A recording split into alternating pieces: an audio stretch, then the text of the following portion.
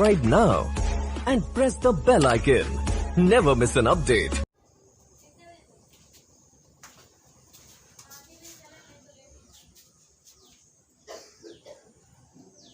Hello दोस्तों, आप सबका स्वागत है आपके अपने YouTube channel all in one education centre में। दोस्तों, उम्मीद करता हूं कि आप सबकी एग्जाम्स की तैयारी बहुत अच्छे से हो रही होगी, क्योंकि 5, 6 और 7 को आपका एग्जाम होने वाला है। तो द्वितीय सेमेस्टर में हम मैथ के ऐसे क्वेश्चंस के बारे में बात करेंगे जो कई बार पूछे गए हैं, और इसके अलावा हम ऐसे क्वेश्चंस के बारे में बात करेंगे जो संभवतः आ सकते हैं आपके एग्जाम में। तो पहले हम इन क्वेश्चंस के बारे में हम बात करेंगे, उसके बाद और क्वेश्चंस आपको बताएंगे। तो दोस्तों, आप इस वीडियो को पूरा जरूर देखिएगा। भले लाइक कमेंट शेयर ना करें, लेकिन वीडियो जरूर पूरा देखा करिए, क्योंकि कभी कभी क्या होता है कि आपको मान लीजिए 1-2 क्वेश्चंस या कुछ आ रहे हैं क्वेश्चंस, लेकिन कुछ ऐसे क्वेश्चंस होते हैं जिनका मेथड हो सकता है आपको ना पता हो। तो चलिए हम जानते हैं क्वेश्चंस के बारे में। ये 2016 में पूछा गया है त्रिभुज का क्षेत्रफल। देखिए यहाँ पर है त्रिभुज का क्षेत्रफल। त्रिभुज का पहला क्वेश्चन है, त्रिभुज का क्षेत्रफल बराबर दिया है 45 वर्ग सेंटीमीटर। इसको हम लिख सकते हैं सेंटीमीटर स्क्वायर भी। वर्ग सेंटी मतलब स्क्वायर हो जाता है, वर्ग मीन्स। फिर कह रहा है कि आधार, त्रिभुज का आधार क्या है? आधार कितना दिया हुआ है? 15 सेंटीमीटर। 15 सेंटीमीटर। और फिर कह रहा है त्रिभुज की संगत ऊंचाई ज्ञात करो, यानी ऊंचाई आपको ज्ञात करनी है। तो हम जानते हैं कि त्रिभुज का क्षेत्रफल इक्वल टू आधार 1/2 आधार गुणे ऊंचाई, ये आपका फार्मूला होता है। तो 1/2 आधार कितना है? आधार 15 है, गुणे 15 ऊंचाई आपको नहीं मालूम है, ज्ञात करना है। और एक चीज देखिए, क्षेत्रफल भी आपका दिया है 45, तो 45 हमने लिख दिया। अब देखिए क्या करते हैं, जो चीज हमको ज्ञात करनी होती है उसको हम एक साइड में रोक लेते हैं। मान लीजिए ऊंचाई ज्ञात करनी है हमको, यहाँ रोक लिया, बाकी सब हम पश्चांतर कर देंगे, यानी उस साइड कर देंगे। तो इधर जो बटे में होता है उधर जाके गुणे में हो जाता है। तो क्या हो जाएगा? 45 दूना 90 बराबर, अब देखिए 15 इधर गुणे में था, और इधर आते समय जो गुणे में होता है वो बटे में हो जाता है, और जो बटे में होता है वो गुणे में हो जाता है। 45 दूना 90 और 15 यहाँ गुणे में है तो बटे में आ जाएगा, बराबर ऊंचाई। हमको जो ज्ञात करना था उसको एक साइड में रख दिया, बाकी दूसरे साइड में। अब 15 एकम 15 और 15 छक्का 90, यानी ऊंचाई कितनी आ गई आपकी? 6 सेंटीमीटर। यही आपका आंसर हो जाएगा। ठीक है, 6 सेंटीमीटर। अब देखिए दूसरा क्वेश्चन आपका दिया है कि √4 √2 √0.4 और √0.2 इनमें से कौन सी परिमेय संख्या है? तो दोस्तों, दूसरे क्वेश्चन में हम परिमेय संख्या के बारे में देखेंगे। तो परिमेय संख्या वे होती हैं जो P/Q के रूप में लिखी जा सके, P/Q के रूप में लिखी जा सके, और Q does not equal to 0, यानी Q 0 के बराबर नहीं होना चाहिए। अब यहाँ पर हम देख रहे हैं जो रूट के अंदर होता है वो हमारी अपरिमेय संख्याएं होती हैं, लेकिन एक कंडीशन होती है यहाँ पर। अगर रूट के अंदर वाली संख्या पूर्ण वर्ग है, यानी वो किसी संख्या का वर्ग है, तो वो क्या होती है? परिमेय संख्या कहलाती है। तो देखिए कैसे, √4 को हम लिख सकते हैं 2 की घात 2, ये लिख सकते हैं, क्योंकि 2 दूनी 4 हो जाएगा। फिर अच्छा, रूट हटता कैसे ये जानते हैं हम। जैसे √2 की पावर 2 लिखा है, और रूट का मतलब होता है कि पावर में 1/2, ये कटेगा, 2 आ जाएगा, यानी 2 4 किसका वर्ग है? 2 का वर्ग है, तो 2 क्या हो जाएगी? परिमेय संख्या हो जाएगी। अगर किसी संख्या का पूर्ण वर्ग है रूट के अंदर, तो वो क्या होती है? परिमेय संख्या होती है। अच्छा, कैसे परिमेय? P/Q, जैसे हमने तो कहा कि P/Q के रूप में होना चाहिए, तो तो यहाँ तो केवल 2 लिखा है, P अपान Q है नहीं, लेकिन आप याद रखिए किसी के बटे में 1 हम लिख सकते हैं, तो ये P अपान Q के रूप में हो जाएगा। यानी कहने का मतलब है अगर कोई पूर्णांक दिया है, पूर्ण अंक है, कोई पूर्ण अंक है, तो उसके बटे में 1 हम लिखकर उसको परिमेय संख्या के रूप में बदल सकते हैं। तो यहाँ पर 4 ही केवल ऐसी संख्या है जो पूर्ण वर्ग है 2 का, और ये क्या है, अंक है, एक पूर्ण अंक है। चलिए अब तीसरा क्वेश्चन है 33.328।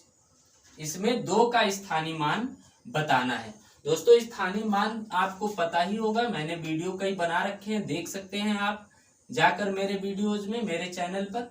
देखिए क्या होता है कि दशमलव यहाँ लगा है, यही बात ध्यान में आपको रखनी है। अगर दशमलव नहीं होता तो 2 का स्थानीय मान 20 हो जाता है, लेकिन यहाँ दशमलव लगा है तो हमको ध्यान रखना है कि कैसे निकालेंगे। दशमलव के बाद जितनी भी संख्या होती हैं उसको हम ध्यान में रखते हैं। इधर तो मान लीजिए 3 का क्या हो जाएगा, 30 हो जाएगा, और इस 3 का क्या हो जाएगा, 3 हो जाएगा। लेकिन आपको इसका निकालना है, तो हम दशमलव के जब इधर चलते हैं तो दशमलव के बाद जितनी संख्या होती उस हिसाब से, मान लीजिए दशमलव के कितने बाद है, 1 नंबर बाद 3 है तो 3/10 हो जाएगा। 2 नंबर बाद है तो क्या हो जाएगा, 2/100 हो जाएगा, और 3 नंबर पर है तो 8 यानी जितने नंबर पर होगा, दशमलव के जितने नंबर के बाद होगा उतने 0 नीचे हो जाएंगे, यानी उतने 10 हो जाएगा, 1 के बाद उतने 0 हो जाएंगे। तो यहाँ पर क्या हो जाएगा, 2 हो जाएगा। 2 का स्थानीय मान 2/100 हो जाएगा। क्यों, 0.02 हो जाएगा। इसको भाग करना है, 100 से 2 को भाग करेंगे तो कितना आएगा, देखिए 100 से 2 में लगेगा नहीं तो हम 0 बढ़ाएंगे यहाँ पर, फिर यहाँ पर दशमलव लगाएंगे, फिर 20 में नहीं लगेगा तो फिर 1 0 बढ़ाएंगे, यहाँ भी 1 0, 100 दूना 200। तो ये क्या आ गया आपका, यही आ गया आंसर आपका, क्या है, डी आपका आंसर हो जाएगा। ऐसे हम स्थानीय मान भी लगाएंगे। आगे का क्वेश्चन है तीसरा। दोस्तों वीडियो अच्छा लगेगा तो लाइक जरूर कर लीजिएगा ताकि हमारा मनोबल बढ़ता रहे, बाकी और कोई इससे मेरा कोई लाभ नहीं है। चौथा हम देख रहे हैं 2 की पावर x + 1 = 16 दिया है। दोस्तों ऐसे सवालों में अगर पावर फैक्टर में दिया होता है तो हम अगली संख्या भी देखते हैं कि उसको हम किसी पावर में कन्वर्ट कर पा रहे हैं कि नहीं।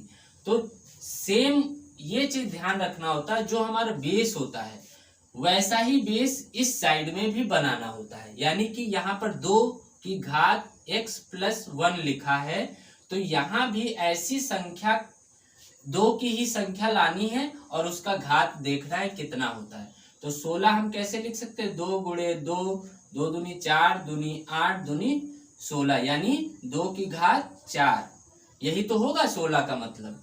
तो हम क्या लिख सकते हैं, ये चीज ऐसे होगा तो हम इसको क्या लिखेंगे, 2 की पावर x + 1 = 2 की पावर 4, ये लिख सकते हैं।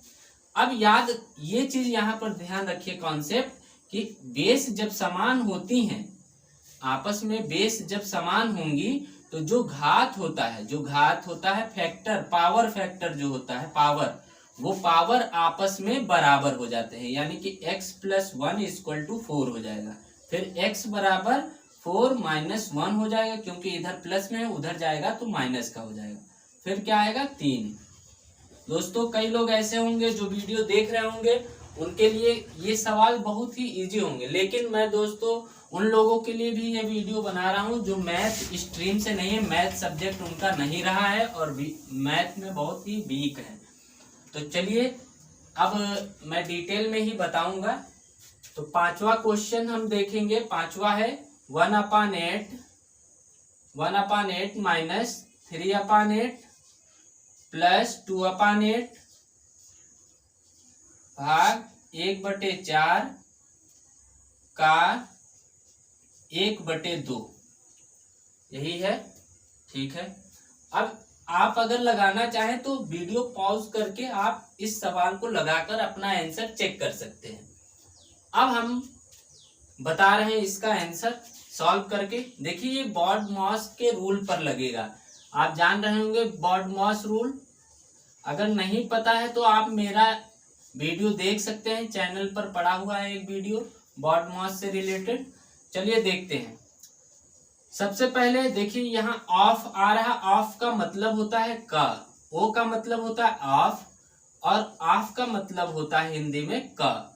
तो यानी देखिए ब्रैकेट तो कहीं है नहीं, ओ आ रहा है यानी का आ रहा है, तो इसको पहले हम सॉल्व करेंगे। तो 1/8 जो पहले आता है अक्षर उसको पहले सॉल्व करते हैं। 1/8 माइनस 3/8 प्लस 2/8 भाग 1/4। अच्छा का मतलब होता है, का मतलब होता है, आप याद रखिए का मतलब होता है गुणा, लेकिन गुणा जब करेंगे तो इसको पहले सॉल्व कर लेंगे तो 1/2 हो जाएगा। का मतलब गुणा। अभी इसी को ही सॉल्व करेंगे। 1/8 3/8 प्लस 2/8 भाग। अच्छा अब यहाँ ये मत गलती कर दीजिएगा कि गुणा है तो यहाँ भाग है तो पहले भाग कर देंगे, क्योंकि डी मतलब डिवाइड होता है, पहले डी आया फिर मल्टीप्लाई आता है, लेकिन का यहाँ दिया था इसलिए इसको पहले सॉल्व करेंगे। का से रिलेटेड ये गुणा है इसलिए इसको सॉल्व कर लेंगे। तो क्या होगा 1 एकम 1 बटे 4 दूनी 8। फिर देखिए अब देखिए भाग आया, यहाँ पर भाग चिन्ह आ रहा है क्योंकि डिवाइड। अब देखिए ओ का काम खत्म, डिवाइड आया। अब डिवाइड को सॉल्व करेंगे 1/8 माइनस 3/8 प्लस, अब देखिए प्लस 2/8। अब एक बात और ध्यान में रखिए, जब हम डिवाइड को गुणे में चेंज करते हैं, क्योंकि ये जो भाग होता है आपका भाग का चिन्ह, ये गुणे में हमको चेंज करना होता है सॉल्व करने के लिए क्वेश्चन को। तो गुणे में जब करते हैं इस साइन को हम गुणे में चेंज, मतलब गुणे का साइन बनाएंगे तो क्या होता है अंश हर हो जाता है और हर अंश हो जाता है, यानी कि आपस में बदल जाती है संख्याएं, ऊपर का नीचे नीचे का ऊपर हो जाता है। अब देखिए ये गुणे में है, ये दोनों गुणे में है, क्योंकि आप जान रहे हैं कि डिवाइड के बाद अब मल्टीप्लाई आया तो मल्टीप्लाई करेंगे। देखिए अब नीचे ऊपर कोई संख्या कट जाती है तो काट देते हैं गुणे में अगर है तो। 8 एकम 8 8 एकम 8, तो यहाँ क्या बचेगा 1/8 माइनस 3/8 प्लस यहाँ पर 2 एकम 2 2 बचेगा। इसके नीचे 1 हम लिख सकते हैं। ठीक है, अब देखिए सॉल्व करते हैं। तीनों में एलसीएम क्या आएगा 8 आएगा, 8 आएगा। ठीक है, देखिए 8 में 8 का पहाड़ा एक बार लगेगा तो 1 लिख दिया। अब 8 का पहाड़ा 8 बार लगेगा तो जो संख्या है वही रख देते हैं। फिर देखिए यहाँ पर 1 का पहाड़ा 8 में 8 बार लगेगा तो इसलिए 8 से फिर 2 का गुणा कर देंगे तो आ जाएगा कितना 8 दूनी 16। अब देखिए 16 ये और 1 ये प्लस का तो 17 माइनस 3/8। अब इसको हम लिखेंगे 17 में से 3 गया कितना बचा 14, 14/8। अब इसको 2 से काट सकते हैं, 2 चौकू 8 2 सत्ते 14 यानी 7/4। इसमें आपका 7/4 सी ऑप्शन सही हो जाएगा। अब अगला क्वेश्चन हम देखेंगे दोस्तों, अगर आप स्क्रीनशॉट लेना चाहें तो ले सकते हैं। चलिए दोस्तों अब हम देखेंगे छठा क्वेश्चन। छठा क्वेश्चन हम देखेंगे। अब क्या कह रहा है कि y ब्रैकेट में z minus x plus Z, फिर x माइनस वाई फिर plus x y minus Z. इसका मान ज्ञात करना है, हमको हल करना है इसको। ये 2016 में क्वेश्चन पूछा गया है। तो अब इसको हम सॉल्व करने जा रहे हैं। देखिएगा क्या होगा। देखिए जब हमें ब्रैकेट के बाहर कोई संख्या दी होती है और ब्रैकेट के अंदर कुछ संख्याएं या कोई भी चर या अचर पद दिया होता है तो गुणा कैसे करते हैं। पहले इसको हम इससे गुणा करेंगे फिर इसी को इससे करेंगे तो वाई जेड माइनस, अच्छा, अल्फाबेट में x पहले आता है तो हम x पहले लिखेंगे, तो x y हो जाएगा, इसका गुणा y x होगा लेकिन हम x y लिख सकते हैं, प्लस z x होगा गुणे में लेकिन हम x z लिख सकते हैं क्योंकि अल्फाबेट में पहले आता है। फिर देखते हैं माइनस लगा है, माइनस प्लस का गुणा माइनस होता है तो y z हो जाएगा, फिर प्लस x y हो जाएगा, फिर x का गुणा z से करेंगे तो माइनस एक्स जेड हो जाएगा। अब देखिए कोई भी इसमें से कटने वाला है, यानी कि कोई प्लस, जैसे हम कहें कि +4 हो और -4 हो तो कट जाते हैं, यानी कि 0 हो जाता है। कटने का मतलब है 4 में से 4 घटाएंगे तो 0 आएगा, इसीलिए इसको काट देते हैं हम सवालों में। तो चलिए अब देखते हैं, वाई जेड यहाँ है तो वाई जेड कहीं दिख रहा है, वाई जेड प्लस का है, यहाँ पर वाई जेड माइनस का है तो कट जाएगा आपस में। अब देखिए एक्स वाई माइनस का है, एक्स वाई कहीं है, देखिए एक्स वाई माइनस और एक्स वाई प्लस का है, कट जाएगा। फिर देखिए प्लस एक्स जेड है और यहाँ माइनस एक्स जेड है तो ये भी कट जाएगा, यानी क्या आएगा 0, आंसर आपका आ जाएगा 0, सी आपका ऑप्शन सही हो जाएगा। अगला क्वेश्चन आप देख रहे होंगे 7वां, जिसमें लासा निकालना है, जो 2016 में पूछा गया है, 16, 32, 64। इसका क्या करना है, आपको लासा निकालना है। दोस्तों मैं लासा मासा दोनों बता दूंगा, मान लीजिए किसी को नहीं आता होगा वो आसानी से सीख लेगा, क्योंकि ये क्वेश्चन अक्सर पूछ लिए जाते हैं। तो लासा हम लगाने जा रहे हैं इसका, तो क्या करेंगे हम भागविद से ही लगा लेंगे। तो 2 8 16, फिर 16 दूना 32, फिर 32 दूना 64, फिर 2 से कटेगा 2 चौकू 8, फिर 2 8 16, फिर 16 दूनी 32, फिर 2 से काटेंगे 2 दूनी 4, फिर 2 चौकू 8, 2 8 16, फिर 2 से 2 एकम 2, 2 दूनी 4, 2 चौकू 8, फिर काटेंगे 2 से 2 एकम 2, 2 दूनी 4, फिर 2 से एक बार और कट जाएगा। दोस्तों इसका फैक्टर क्या आया, 2 गुणे 2 गुणे 2 गुणे 2 गुणे 2 गुणे 2। अब देखिए ये क्या होता है दोस्तों, जो भी हमको कॉमन मिल जाता है इन तीनों में, इसका मतलब है ये तीनों में कॉमन है, जितनी बार कट जाए वही कॉमन है। जब कॉमन आ जाता है वही लासा होता है, जो यहाँ पर आते हैं फैक्टर वही आपका लासा होता है आपस में गुणा करने के बाद। 1 2 3 4 5 6, 1 2 3 4 5 6, अब गुणा करेंगे 2 दूनी 4 दूनी 8 दूनी 16 दूना 32 दूना 64, 64 आ गया। ये आपका क्या हो गया, लासा हो गया। 64 यहाँ पर है, देखिए डी ऑप्शन सही हो जाएगा। अब इसी का मान लीजिए आपको मासा निकालना होता है। मासा जब निकालना होगा तो आपको अलग थोड़ा करना होगा, कैसे करना होगा मैं बता रहा हूं। अब इसमें क्या करना होता है कि अगर मासा निकालना होता है तब आपको अलग अलग फैक्टर निकालने होते हैं। 32 का अलग निकालेंगे, 64 का अलग निकालेंगे, ऐसे निकालेंगे। तो 2 8 16, 2 चौकू 8, 2 दूनी 4 और फिर 2 एकम 2, ठीक। इसी तरह 2 2 16, 2 8, 2 चौके 2 दूनी 2 एकम, ठीक। फिर 2 32, 2 16, 2 8, 2 4, 2 2 2 1, ठीक है। ऐसे निकाल लेते हैं। जब हमको क्या निकालना होता है, आपको मासा निकालना होता है तब, वो तो लासा था, अब मासा निकालना है तो क्या करेंगे, तो अलग अलग निकाल लेंगे संख्याओं को। फिर देखेंगे कि दोनों, फिर ऐसे लिख लेंगे। मान लीजिए 16 है तो इसको लिखेंगे 2 गुणे 2 गुणे 2 गुणे 2, ठीक। 32 का निकालेंगे 2 गुणे 2 गुणे 2 गुणे 2 गुणे 2, 5 बार है।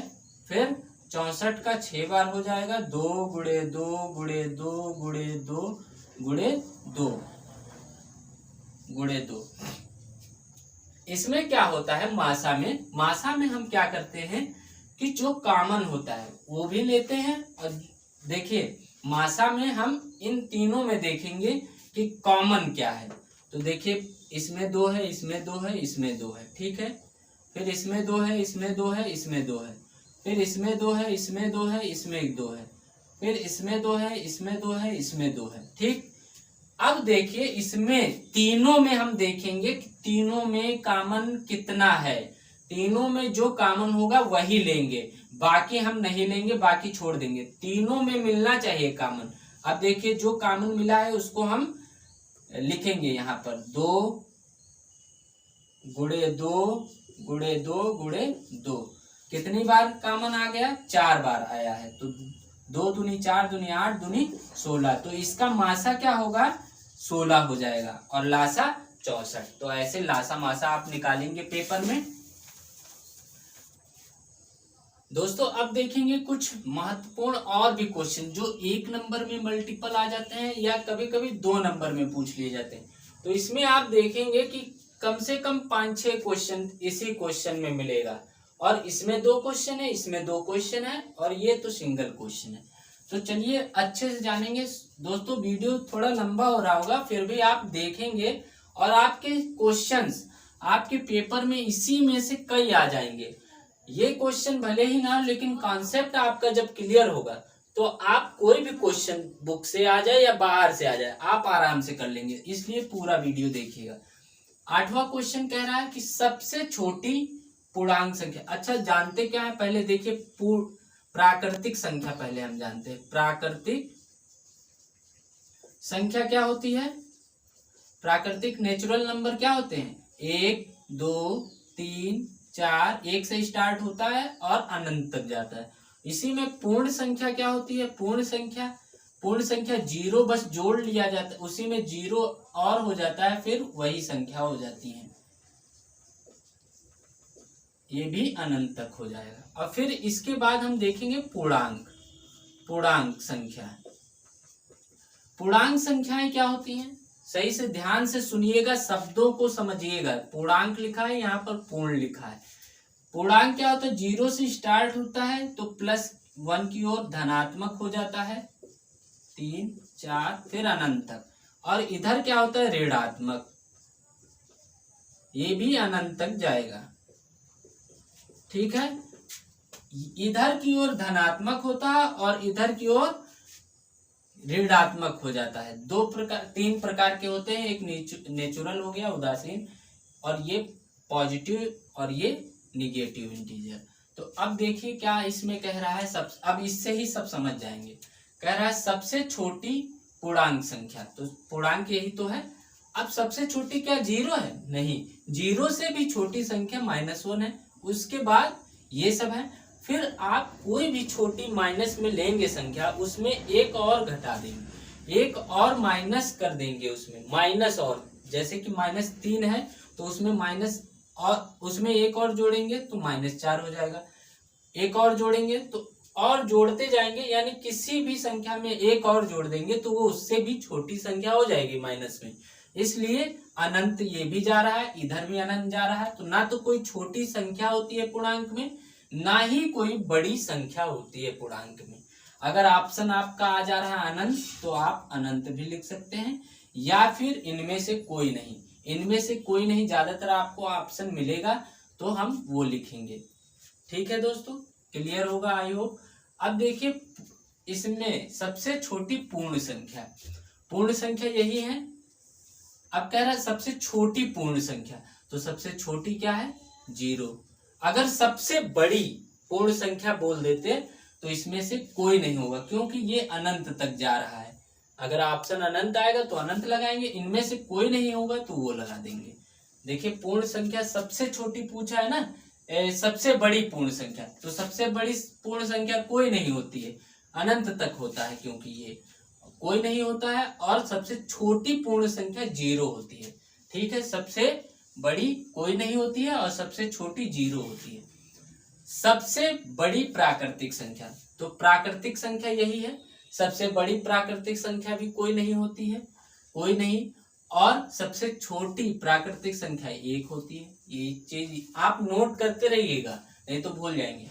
अब आपसे कहे कि 2 संख्याओं के बीच परिमेय संख्या बताइए, तो परिमेय संख्या आप जानिए, किसी भी संख्या, मान लीजिए 1 और 2 के बीच कहे कि परिमेय संख्या बताइए, तो 1 और 2 के बीच में परिमेय संख्याएं बहुत सी होंगी, यानी अनंत होंगी। आप लिख ही नहीं सकते हैं कि इसके बीच परिमेय संख्याएं कितनी है, क्योंकि हम अगर 2/3 लिख दें, 2/3 लिखें या कुछ भी लिख दें, इनके बीच जो आए, तो आप ऐसी संख्या कई आप लिख देंगे, लिखते जाएंगे, पूरा बोर्ड भर जाएगा, पूरी कॉपी भर जाएगी, आप संख्याएं इनके बीच खत्म ही नहीं होंगी।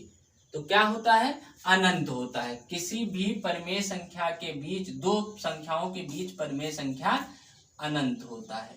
आपकी किताब में कई ऐसे क्वेश्चंस होंगे। और सबसे बड़ी प्राकृतिक संख्या कोई नहीं, आप स्क्रीनशॉट ले लीजिएगा।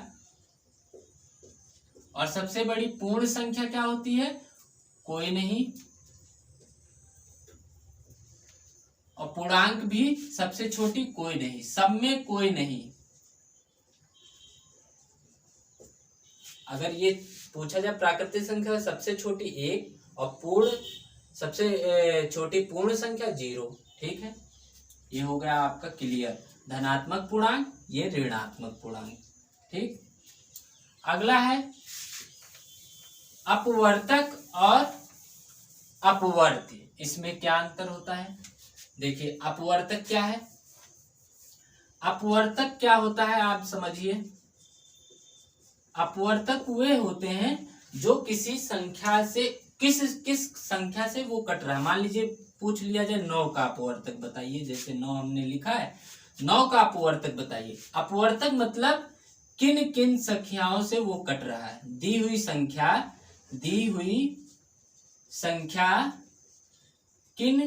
किस संख्या से कट रहा है, संख्या से कट रहा है, ये चीज याद रख लीजिए, ठीक। तो ये किससे कटेगा, 1 से कटेगा, फिर 2 से नहीं कटेगा, 3 से कटेगा, फिर 9 से। इसका अपवर्तक ये हो गया। अभी कह दे 9 का अपवर्त बताइए।